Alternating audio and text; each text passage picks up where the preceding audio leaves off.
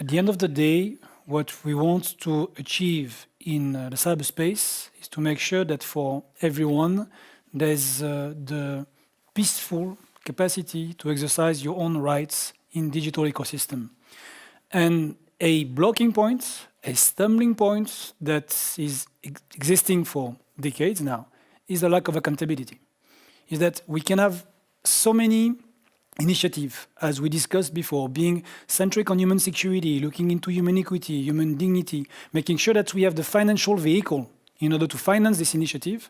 If at the end of the day, there's no accountability for irresponsible behavior in the cyberspace, no solution would ever scale. So I'm very happy to have with me today experts when it comes to accountability from very different point of views, and we're very lucky to have such a diverse panel.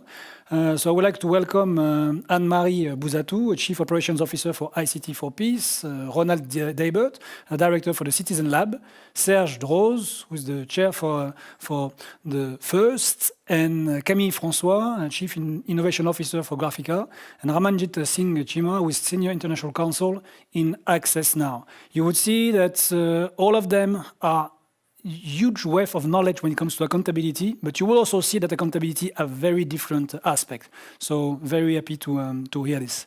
And welcome everyone. Can you hear me? Doesn't seem so. So let me. Yes. Yes, we can hear you.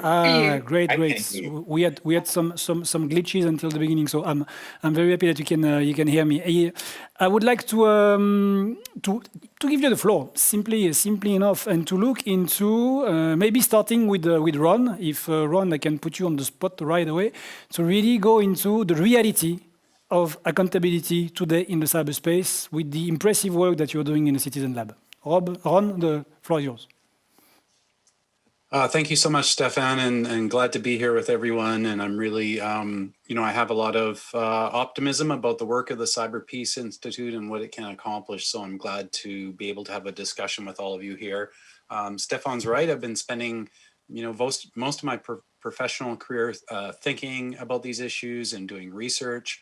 For those of you who don't know about the Citizen Lab, we do research on digital security issues that arise out of human rights concerns. And we employ a mixed methods approach. So we draw from different disciplines, engineering science, computer science, and so on to do the work that we do. The major focus of our work has been around tracking and investigating targeted espionage. I will say that a couple things that distinguish the work that we do. First of all, we're based at a university, which makes us different from private companies that are working in this space, and also, of course, governments. So we see first and foremost the mission of the Citizen Lab to produce very careful, peer-reviewed, evidence-based research in the public interest. That I think makes us a little bit different from what other, say, companies are doing or what governments are doing. With governments, of course, there are strategic sensitivities they have to take into account. With the private sector, of course, they're concerned with marketing, which tends to color the type of outputs they produce. With us, we, frankly, we speak truth to power. We go wherever our investigations lead. The only bottom line for us is to be careful. With respect to attribution and accountability in this space, I mean, generally speaking, the picture is getting darker here, I would say. There are shrinking spaces for civil society because of a number of factors, one of which is the growth of the orientation among governments towards, generally speaking, offensive operations. Cyber espionage, cyber warfare, subversion, etc. These are all trends that are going up quite steeply. And then you have a very large and mostly unaccountable private sector industry that services those government clients. And so, in a context, generally speaking, where the technological ecosystem is insecure, poorly regulated, you have a problem, a kind of vortex around the type of harms that we're seeing on a daily basis. Just before turning to my colleagues, I will say that when it comes to accountability, we have to deal with both governments but also the private companies that service them. And they're slightly different in terms of the approaches that you take. Secondly, I would say that success in this area requires a community-based approach. So Citizen Lab works in this space, but we are not alone. We are part of a large community of practice, is the way I think about it, or an epistemic community, if you want to use that language. Researchers, funders, NGOs, investigative journalists, lawyers, policymakers. This type of community-based approach is the only way that can successfully bring about accountability. Of course, it's a very steep uphill battle right now, and in the course of the discussion, I hope we can get into some ways we might make things better. Thank you very much, Ron, for the opening, and thank you for explaining that accountability needs to be seen way beyond what is happening at state level. What you were explaining is the perfect example is that you have this growth of offensive operations that are all sponsored or conducted by states, but in a lot of cases they are not acting alone. There's that supplier that are providing them the tools, the capacity, the methodology, the sustainable methodology in order to be offensive. So thank you for shedding light on this, and totally concur with your statement that it has to be a community-based approach. It really has to be a coalition that comes together in order to protect our networks. Camille, can I turn to you to continue on this line, because you worked a lot with Graphica when it comes to analyzing, documenting, going in the depth of such cyber operations. Would be interesting to hear from you. Yes, thank you, Stefan. I'll try to take it from here. Thanks again for having us and for convening this panel and for forcing this conversation on accountability in cyberspace. I'll start by saying that I agree wholeheartedly with everything that Ron just said. I was actually reshuffling my own notes because they were going to go in a similar direction, and trying to pick it from here. I think it might be helpful for us to unpack the different facets and components of what we talk about when we talk about accountability.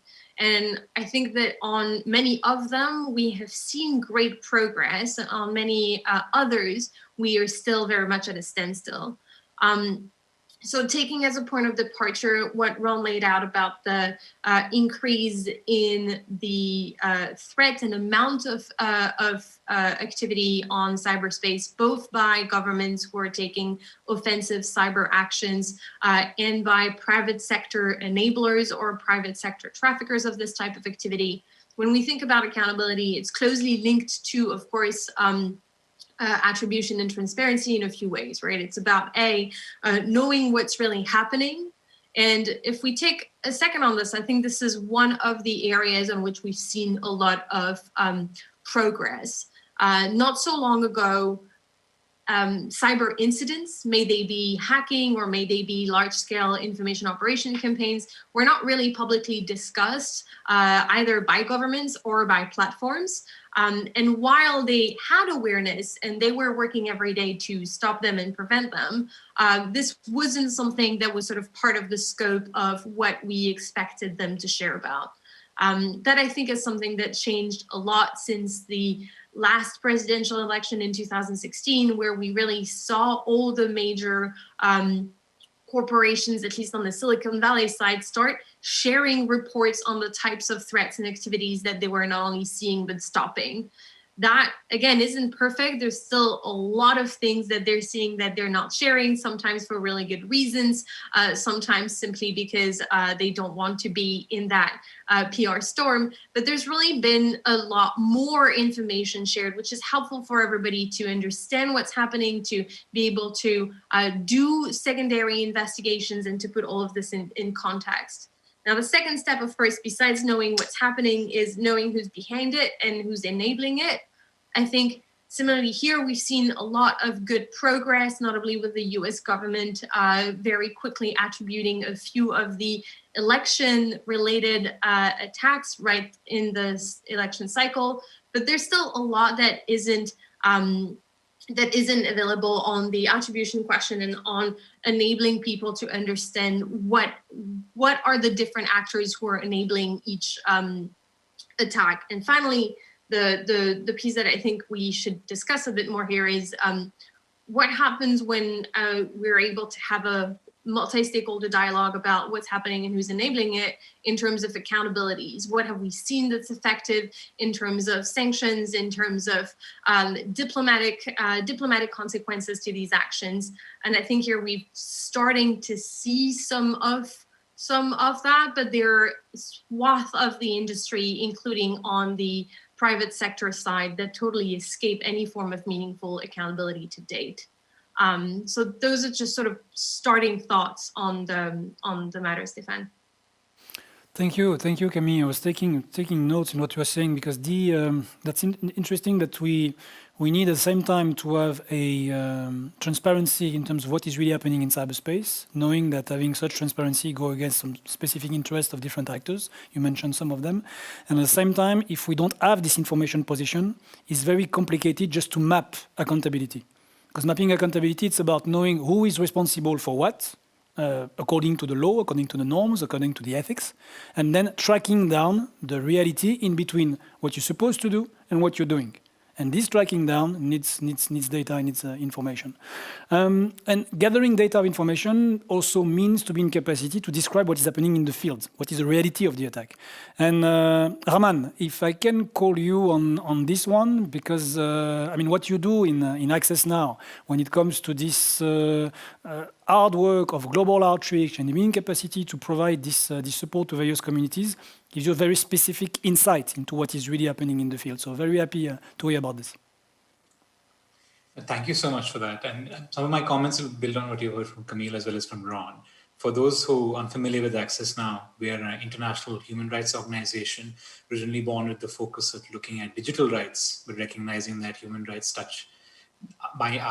impacted by digital issues at every level. But we're originally a digital security organization. So I get to be able to say, when it comes to the space of cybersecurity, we're a service provider, we're also an advisor and advocate on policy issues, and we have strong views, and I sometimes articulate those strong views on behalf of the organization. And we're also a user in turn, because we have to protect our own networks, our ability to work with the community and others. And as Ron mentioned, there's an active, vibrant community here, because now every element of what you see in terms of the global human rights ecosystem, people individually working on issues are dependent on digital technologies. Our digital security helpline provides free assistance to those people. If you are a user, if you're an activist, if you are a transparency worker, if you are, in some countries, a dissident or a political mobilizer, we try to provide you free, rapid response capability on digital security, incident response, proactive counseling, and other work. And we are just one amongst many.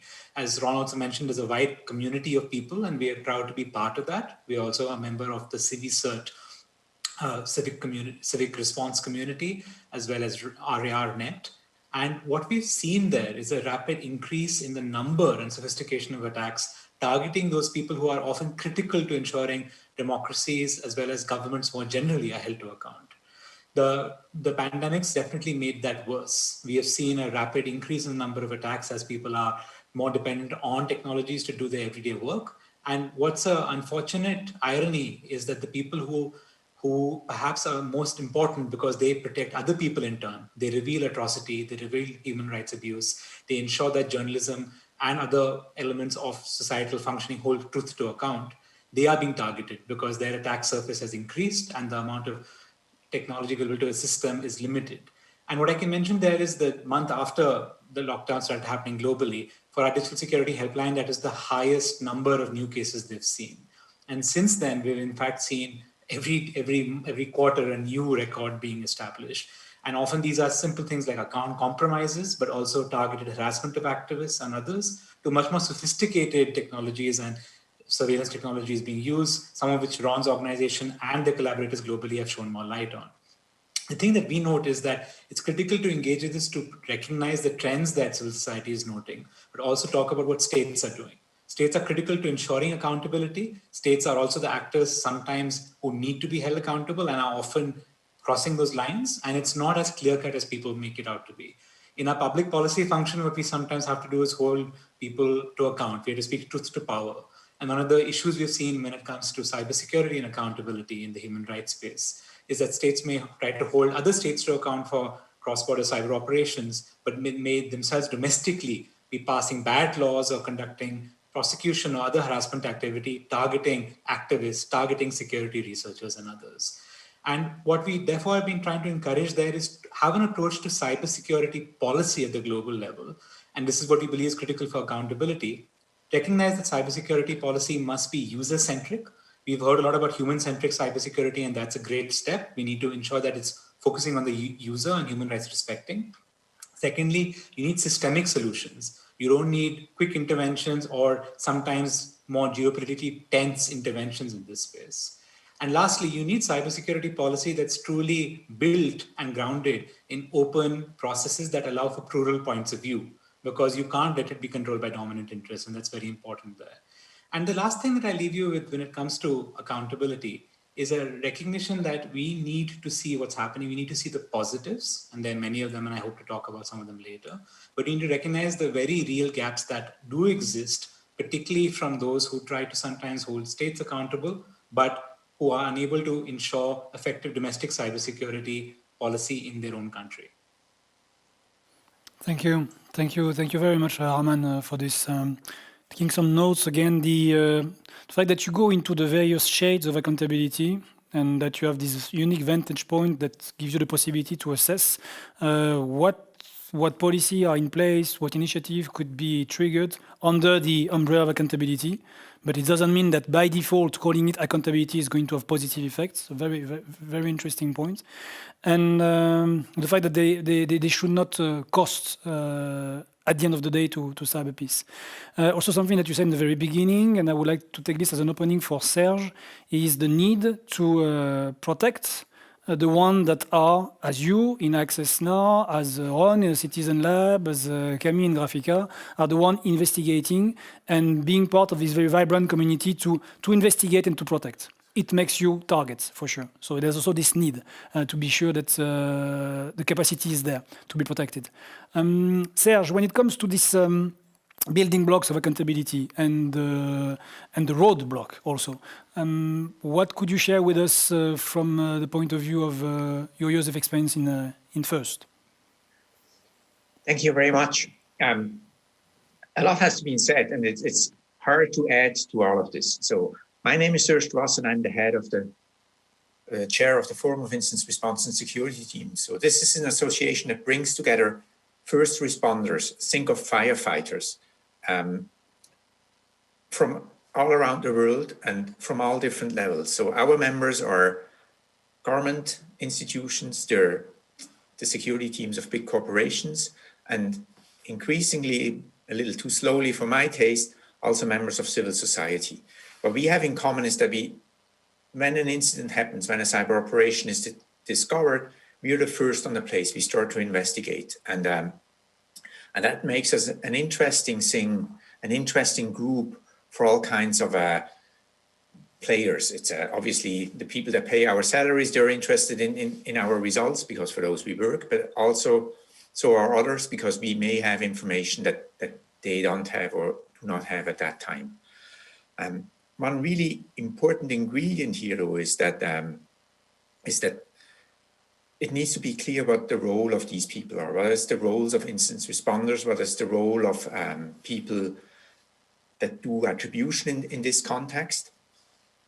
The role is really, and again, I urge you to think of firefighters. The firefighters are not the same people as the ones that go and arrest the arsonists. We are the ones that put out the fires. We actually depend on others helping us.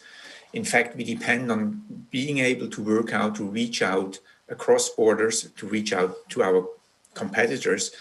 And we can only do this because they know we're not going to cheat them, then we're not going to misuse that trust that they put in us. And that makes incident responders particularly bad for attribution, because attribution often has to do with, can you still hear me? Yes, we can. Okay. We can hear you, Serge, no problem. Thank you. So attribution has a lot to do with finger pointing. And so I think one of the things that we need to figure out is really what is the goal of attribution? Is the goal of attribution to actually do what the United States did recently, indict people? Or is the goal of attribution to find out who the victims are so we can actually help them. Those are two very, very different things, and they need to be taken into account because they're actually often quite mutually exclusive. So what that really means, what I've tried to explain in so many words, is really that we need to be clear about the roles and the responsibilities of all the different actors. And we haven't been particularly good at that. And that has led to a great deal of distrust. Some really capable teams and organizations work in some of the large tech companies, and all the people I talk to, they're good people, they want to do the right thing, yet they just suffer from this distrust, that maybe well-deserved distrust, that these companies have. What we found in FIRST is that, partly based on work actually coming out of Citizen Lab, that we have a complete lack of connections to civil society. And for us, it's very important to understand what the threats are, how the situation is in cyberspace, so to speak. But if we only see what some big tech companies see and for-profit security companies see, we lack half the picture. We lack what civil society sees. So that's a big challenge for us, and we try to amend this by actually trying to bring these groups together. But that's really hard. And one of the reasons why I find this is really hard is that the people in the tech industry, they're primarily engineers, and sometimes they're engineers like me who have an interest in some of the other softer skills and topics. But most of the tech people, most of the engineers, they don't really know a lot about human rights. They don't know a lot about all these other things that are going on they should take into account. It's always this mantra of technology is neutral, but we all know that technology is not neutral. And I think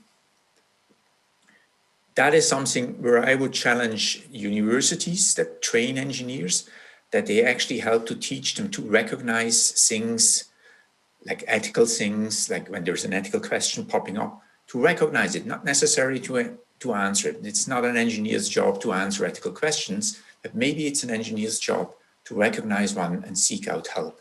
And I think that would really help us actually go much further in trying to find out what is really going on, which is really what attribution is. And so the original question is what do we see and how is this for us? Well, what we mostly see is just stuff coming into our sensors. We see artifacts left behind on our servers. And honestly, most of the security people don't think a lot about where this is coming from. And this is actually a wasted opportunity. So this information could actually go to others, such as Citizen Lab or other groups that start building up capacity to actually understand the backgrounds and the implications of what we see. We are just the firefighters. We want to extinguish the fire. There needs to be others that actually try to figure out why did the fire start in the first place. With that, I want to stop here. Thank you very much, Serge, for outlining again the complexity of the topic and also the fact that roles and responsibility are important in cyberspace. That the one, just quoting you there, the one fighting the fire are not the same one that are supposed to investigate and arrest the arsonist, for sure not. Also, you outlined something that goes into line what Ron and Camille were saying, is that it's a community-based approach, and Raman mentioned this also, is these different roles and responsibility needs to go together in order to have a chance to get a solution at scale to address the accountability gap. And you outlined something that we heard from the first panel when it comes to the need of information exchange. How can we know what's happening if we cannot exchange information? Panelists earlier were telling us that it was very difficult to learn from different fields. We were discussing from food security and healthcare. What works in one is not necessarily understood or leveraged in the other. So also interesting to hear about this. But all this accountability is not happening in a vacuum. So, I mean, we are talking about what community can do. How can we have activities and action in order to help the most vulnerable? But I mean, there's the law of the road. There's norms. There's regulation, international law. So, Anne-Marie, can I ask you to go into that part of the question and to see how this works in the whole accountability framework? Thank you so much, Stefan. And it's really a pleasure to be here on your first birthday and anniversary. So happy birthday, Cyber Peace Initiative. Really happy to speak about this issue of norms, which is quite important to my organization, ICT for Peace Foundation. And just to give you a little bit of an idea about ICT for Peace, it is a foundation that has been in existence for more than 15 years and really looked at the nexus between what's happening at the multilateral space and then what's happening with the technology space. And really, ICT for Peace is looking to foster both discussion on an international level as well as common action with the different multi-stakeholder members to foster a safe and secure cyber peace and space that respects also human security and human rights. And this is really, I think, at the heart of what of these discussions around norms are centering it down fundamentally. Prior to this, I worked at another organization, DCAP, for several years in the Public-Private Partnerships Division. And what I was working on in that space was developing multi-stakeholder oversight and accountability mechanisms for other sectors in that other commercial sectors, but are not that different. Specifically, the physical private security sector was an area in which we had a process in which we first developed common understanding of norms, of the kinds of norms that would guide how these private cybersecurity companies would behave. And then we developed an oversight mechanism, an accountability mechanism that was that it's in operation now in Geneva, made up of governments, companies, and civil society to oversee these companies and hold them to account. And there are a couple of, I think, key issues that I just want to highlight, which have been mentioned by other participants, but they really need to be kept in mind. Trust building is key. Trust building is absolutely key if you're going to try to come up with any type of effective oversight and accountability mechanism. And it also starts with a clear understanding of what you are all trusting the other to do. What is particularly important in this cyberspace, and as has been mentioned by others on this panel, is that private sector actors have, in many instances, much more, say, effective control and influence over parts of cyberspace than many governments. So it really has upended a little bit the international order. And when we're then, which means that we need to find a common understanding of what we are all aiming towards. And that's where these norms come into play. And what are we talking about norms? We're talking about understanding of how we should behave in cyberspace to try to make it as safe and secure as possible. And then if there are instances where those norms are broken, then we can talk about accountability. But we should already have a common understanding of what we are shooting towards. So there are a number of different initiatives that are going on. I think they're quite interesting. If I just mention a few of them, at the UN, we have the UN Group of Governmental Experts, which was first organized, I think, it's a little more than 10 years ago. It's had 6 meetings.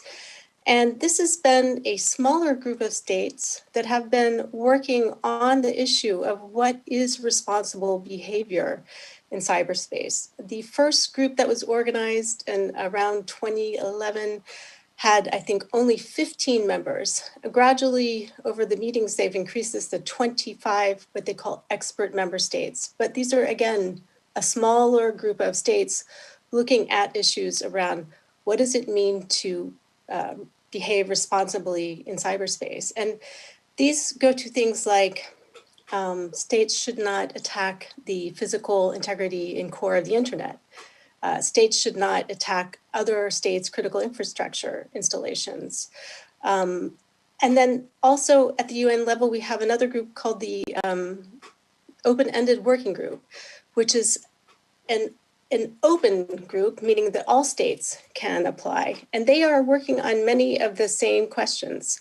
What does it mean to behave, and what should states do, and what should they require of their citizens and those that are under their control to behave in cyberspace? And then there are a number of other initiatives that are more public-private.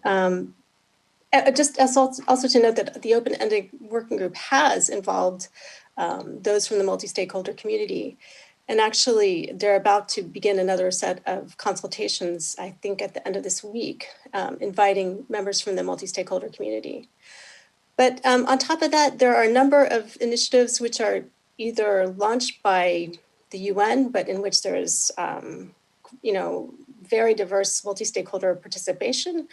There are ones that have been launched jointly by states and companies, and then there are ones that have been launched by companies themselves, ones launched by civil society. And I think all of these initiatives, again, go to that core question is, how should we behave within cyberspace? What is the behavior that we can, that we need to do to keep cyberspace free, open, and secure, and as safe as possible from threats?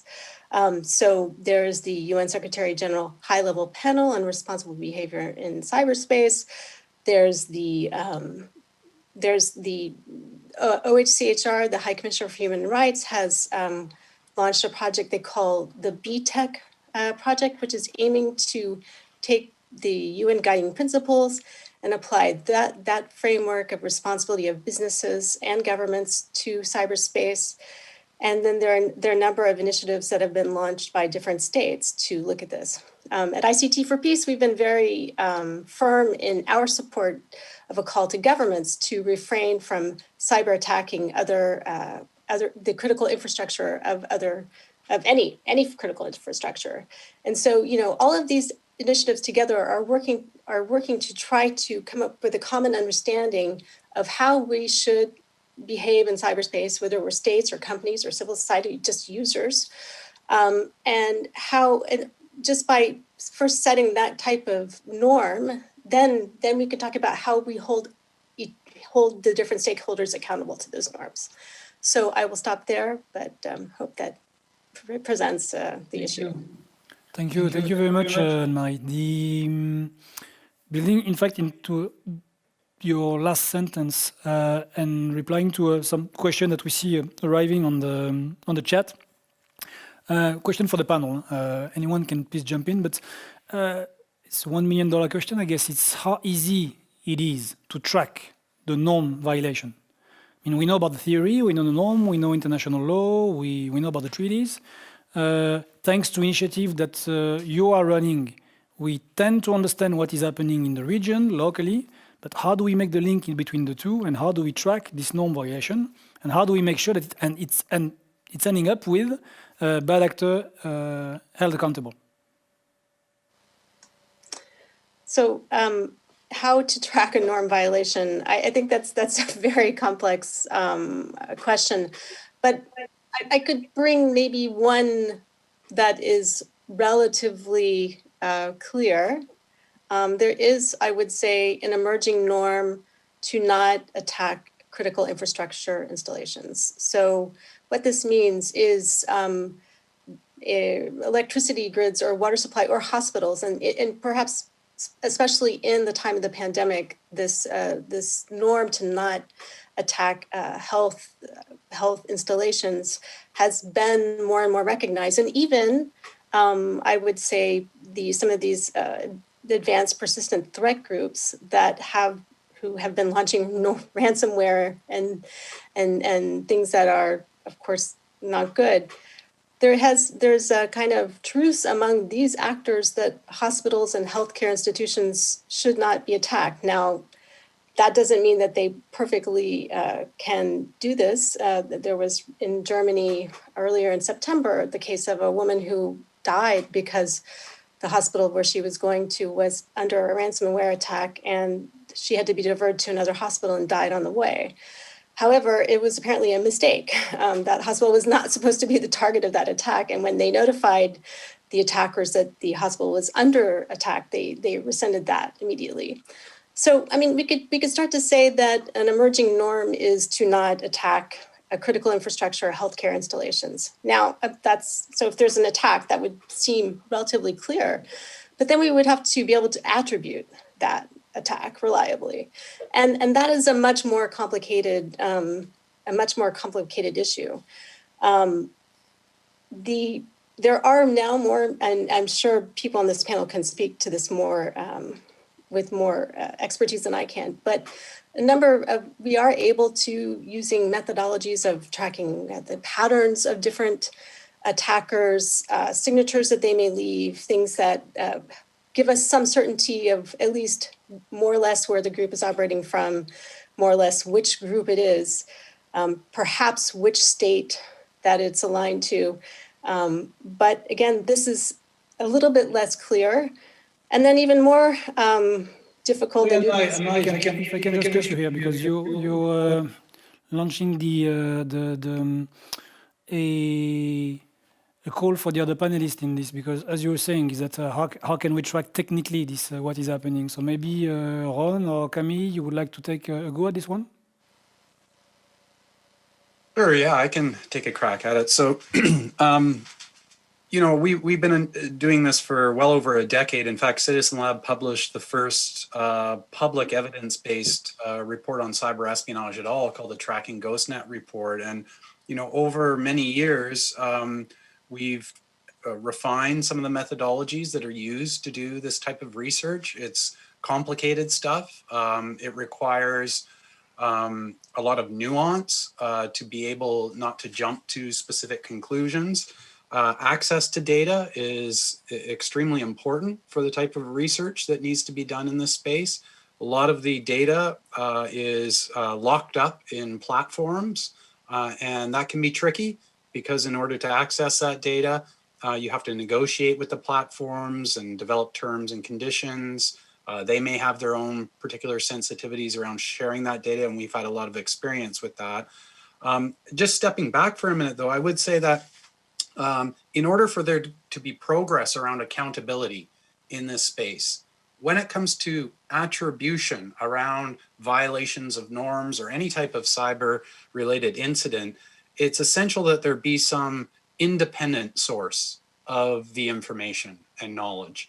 And that's why it's so important to have, I believe, at least some of it coming from universities, but broadly speaking from civil society. In other words, groups that don't have a stake in the issue or a bias coming from either their industry motives or from, you know, particular government sensitivities.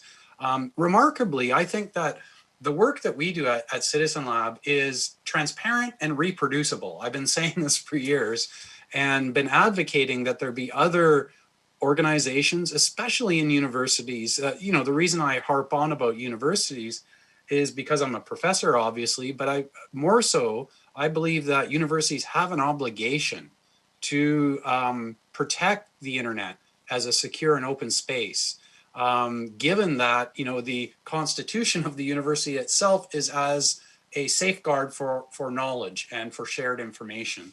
And of course, universities have a lot of resources at their disposal, a lot of capacity. There is, I think, a risk aversion that prevents it. I am, however, really glad to see that, you know, in the period of time that I've been working in this area, there are now other groups sprouting up that do this type of research. We have a representative from Access here on the panel that, you know, we work with Access in a variety of ways and refer people regularly to their helpline. Amnesty International now has a tech lab. They're doing very similar work as Citizen Lab, and you know, other groups I could list as well. And in the private sector, very encouraging to see the private sector beginning to understand that there is a role for them to play. I'm talking about the threat intelligence industry. So some of these companies, and certainly a lot of the individuals who work for them on a personal level, understand the importance of taking care of or identifying the type of threats that face not just big businesses or governments, but to average people and to society as a whole. And they're trying to develop ways to contribute to that space. And that's been certainly helpful for us at Citizen Lab. So, you know, it takes time to build up the capacity, but the main point I want to make is the independence of the source of information is critical, right? There cannot be a hint of bias that you're doing this for some ulterior reason in order for it to be seen as credible and to advance accountability.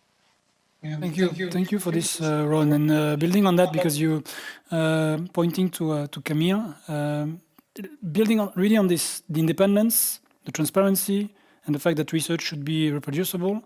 I know that you've done a lot of work in this field, Camille. If you want to jump in. Yeah, and I was reflecting on what Ron was saying. I think there's no understating the importance of the work of the Citizen Lab here, not only by its substance, but on the impact that it had on the field. On cyber incidents, we really went quickly from a place where the public reporting on these types of threats were very much based in trust us, wink wink. And with more reports like those of the Citizen Lab, it really helped create and solidify a standard where people started the practice of sharing public, long, forensic, detailed assessments of what they were seeing. Now, that left people with an industry really where there were a very small handful of truly independent and academic reports and a lot of threat reports that came from the private sector, right? From the cybersecurity industry, from the threat intelligence companies, which is good. It's better than, it's better than not having this wealth of research and material. But of course, it's also very much shaped, as Ron said, by their incentives, by the fact that some of these threat reports are also used for marketing. And more importantly, it's shaped by the incentives of the entire industry. There's now fantastic scholarly research that looks at this wealth of threat analysis coming from the private sector and says it's very filled with blind spots. It over-indexes on a handful of targets. It over-indexes on a handful of attackers. And truly, if you only read this types of material, at the end of the day, you end up concluding that only Americans are suffering cyber attacks and that Russia is behind 99% of them. So it's really interesting to start to think about, okay, we've gotten the industry in this place. How do you open up? And here, I think I'm blessed by being in part of our field, which is a little bit like the little sister of cybersecurity, information operations, where we've seen things go very differently with a lot of civil society groups and investigative journalists following the Citizen Lab best practice of putting out forensics reports that are transparent and that are reproducible and saying, okay, we're going to follow best practices and say, this is what we're seeing, this is our assessment. You may disagree with us, but at least you have all the forensics transparently shared. This has enabled enormous progress in this subfield. If you look at information operation, it enabled many others to acquire these methods and this rigor to start finding other parts of the threats that were very understudied. We have a lot more civil society groups doing that, a lot more investigative journalists doing that. But we, of course, also see the same limitations. Some of the more technical aspects of the field really warrant more training and development. And of course, data access, even in investigations that are very OSINT focused, data access issues remain extraordinarily problematic. So I hope that there's a bit of hope in that area of the field and demonstrating that enabling civil society and investigative journalists and sort of a broader participation in exposing and detailing these attacks really make a difference on the accountability side. Thank you. Thank you, Camille, for sharing this. The fact that at the end of the day, these good practices, these very important initiatives are building on each other. It's a bit like, in fact, the interconnection of different technical capacity that you have on the internet, especially in the open source world, that you take the best of what is transparent, what can be reproduced, what can be audited, and you use it for something of good or for the community. So interesting concept there. Rahman, do you want to continue in this when it comes to your capacity? Because you were mentioning that you're part of this group, like a CVCert and other group, in order to look into what is happening to civil society, also to individuals. How do you integrate this need for this transparency, reproducibility in your methodology of support or reporting? And so in fact, I encourage many people to see the website for CiviSearch and for the network it also embeds in RARNet, because this focuses, as Ron has mentioned, on it's the open source driven digital security approach of making your broad approaches available, your protocols there, reproducible across different initiatives is partly there. And it's a resource where more feedback, ways to make it better are always welcome. And that's something, I'd emphasize. I'd also note here that as civil society tries to collect and make these resources available, it's always a struggle, obviously. Civil society is always far less resourced than industry and government.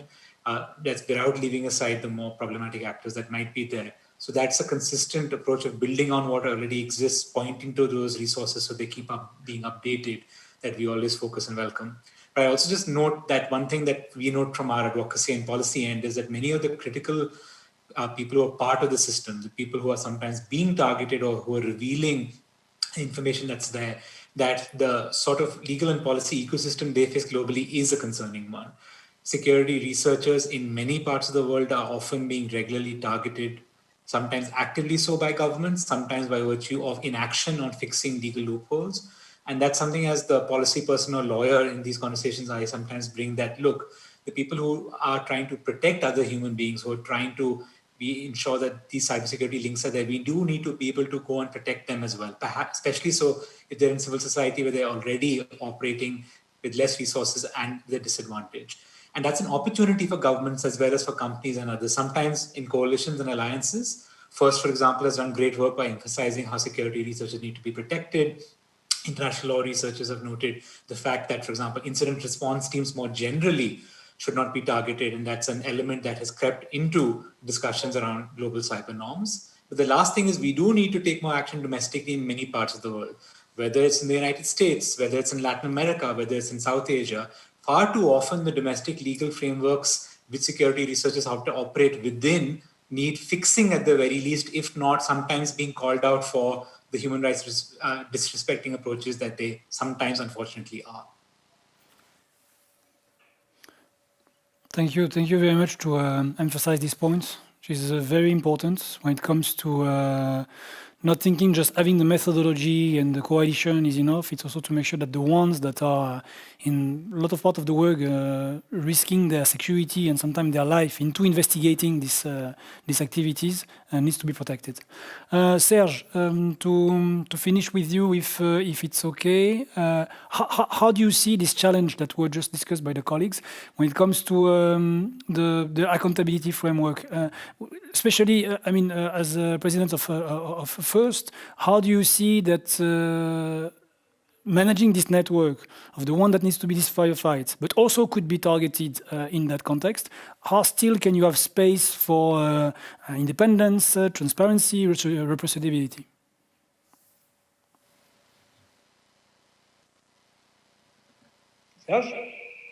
Sorry. Thank you very much. So this is indeed a very important and actually challenging question. Raman mentioned this norm that says that challenges states not to attack incident response teams.